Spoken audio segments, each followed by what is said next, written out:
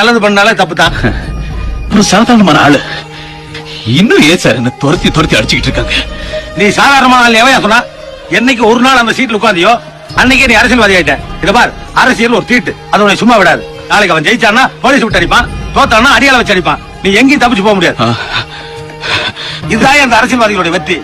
தட்டி கேட்க வேண்டிய பொதுச்சனங்களை அப்படி பொத்திட்டு போறதுனாலதான் இந்த அரசியல்வாதி இந்த ஆட்ட ஆடுறாங்க. இது இந்த நாட்டினுடைய சாவக்கடியா. பிஎஸ்வி ஒரு படத்துல சரியா சொன்னாரு, இந்த நாடும் நாட்டு மக்களும் நாசமாய் போகட்டும்.